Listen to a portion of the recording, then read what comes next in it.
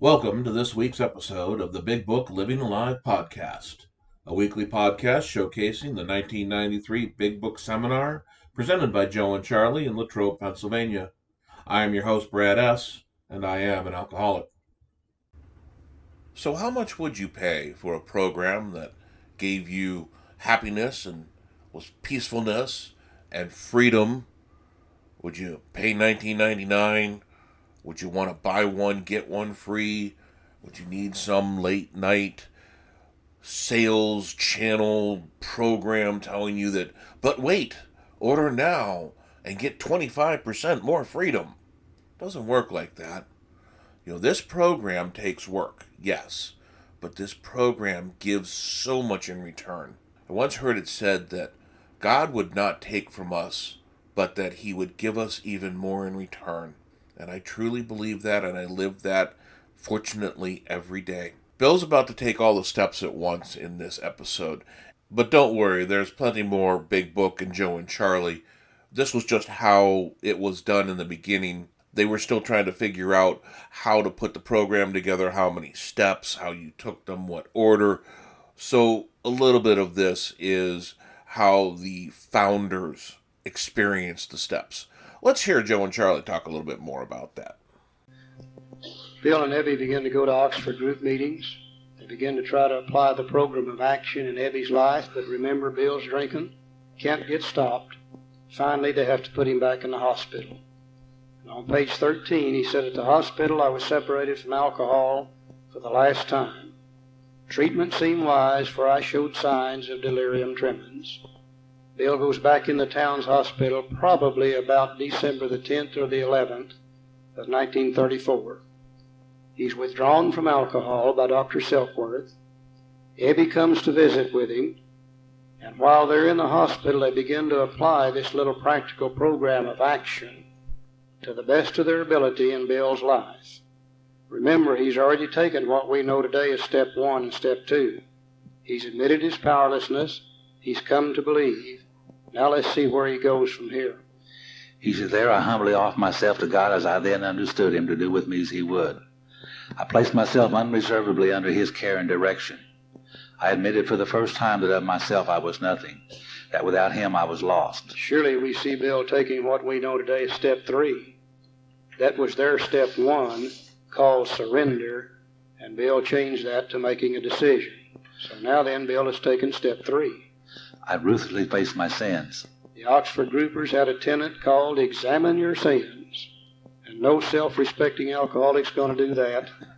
Bill later changed that to make a searching and fearless moral inventory. We see him now taking step 4, there, working with Ebby in the town's hospital. And became willing to have my newfound friend take them away root and branch.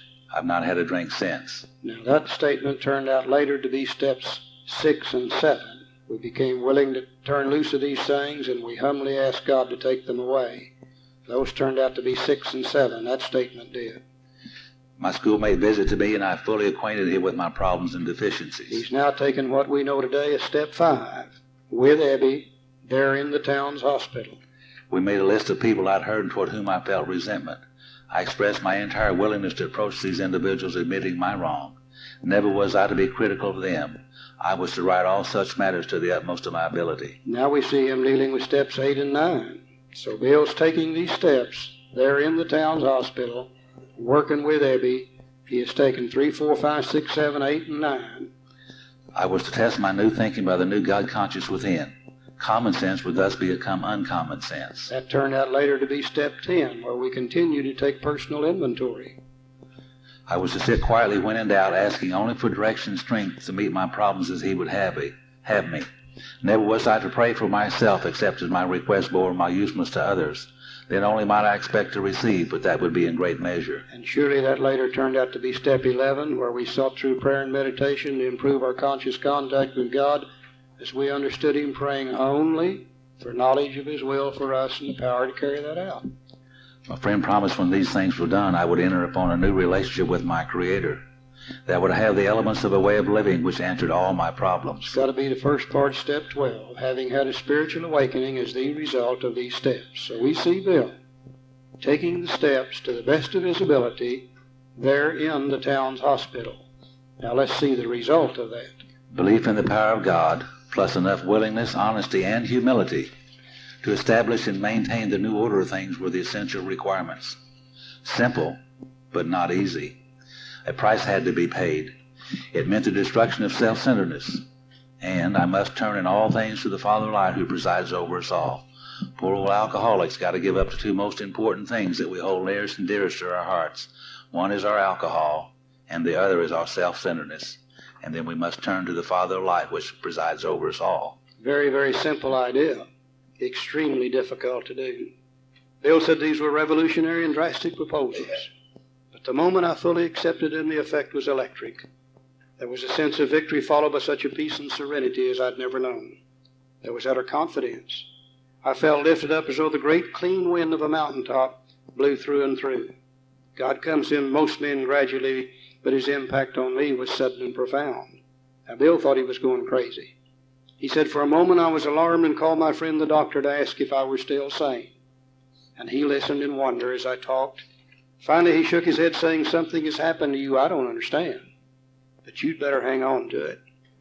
Anything is better than the way you were. Now, we don't know what happened to Bill because we were not there that day to see it. But Bill always said, there in the town's hospital, he had a vital spiritual experience as the result of these steps, where old ideas were cast aside and replaced with an entirely new set of ideas. This was probably about December the 12th or 13th when this happened to Bill. And we do know that Bill didn't die until January of 1971. He never had to take another drink as long as he lived, as the result of the vital spiritual experience. Now he says, while I lay in the hospital, the thought came that there were thousands of hopeless alcoholics who might be glad to have what had been so freely given me. Perhaps I could help some of them. They in turn might work with others. My friend had emphasized the absolute necessity of demonstrating these principles in all my affairs. Particularly was it imperative to work with others as he had worked with me. Faith without works is dead, he said, and how appallingly true for the alcoholic.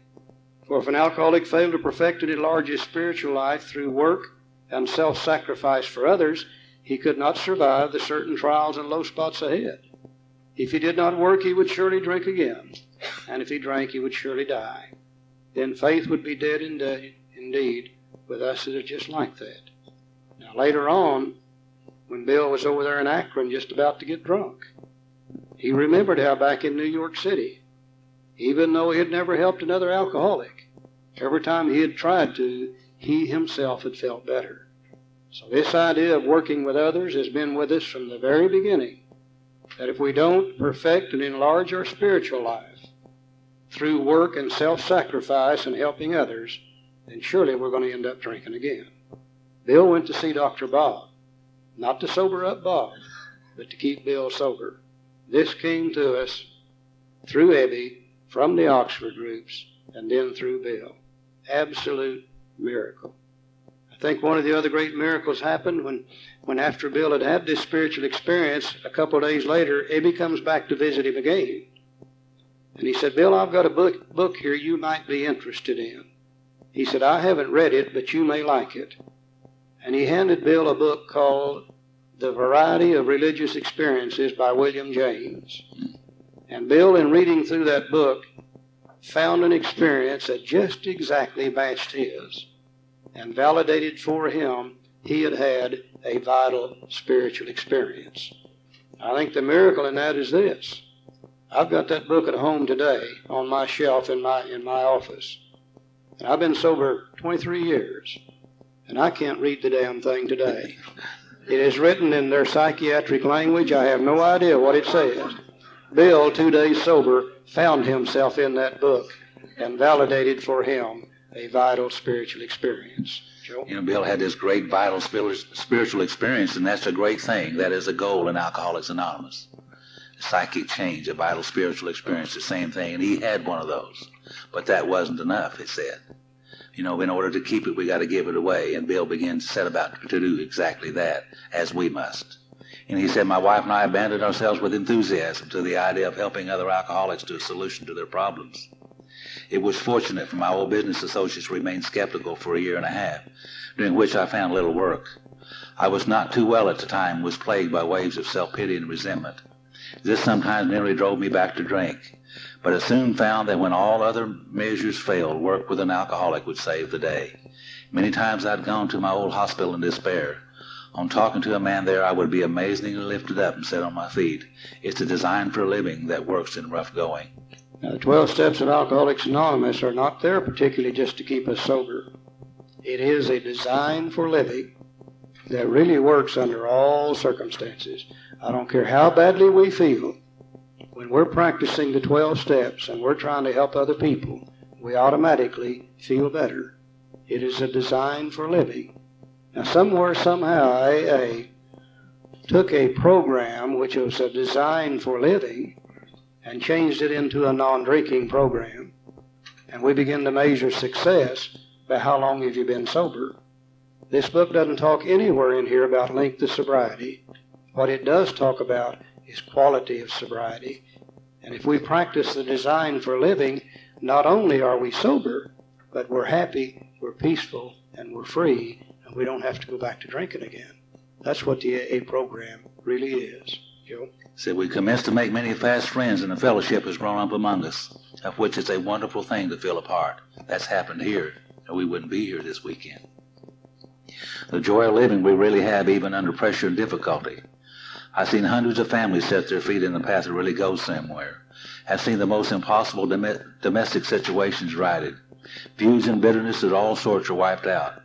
I have seen men come out of asylums and resume a vital place in the lives of their families and communities. Business and professional men have regained their standing. There is scarcely any form of trouble and misery which not has been overcome among us. These things really do work, and each and every one of us has seen these things happen in our own personal lives, in our own group. And it's happened here in this area because of many, many hundreds and hundreds of alcoholics sober today as a result of Alcoholics Anonymous and the program they're in. So this program really does work. It's a design for living. It's a wonderful thing to feel a part of. It makes my life worth living, believe me. This is kind of like the Cliff Notes version of the 12 steps in the big book. Really, you get everything almost wrapped up in one in this episode. And then Bill gets out of the hospital and does start living his best life. He has had a vital spiritual experience because he took the steps to the best of his ability. Let me repeat that. Bill takes the steps to the best of his ability.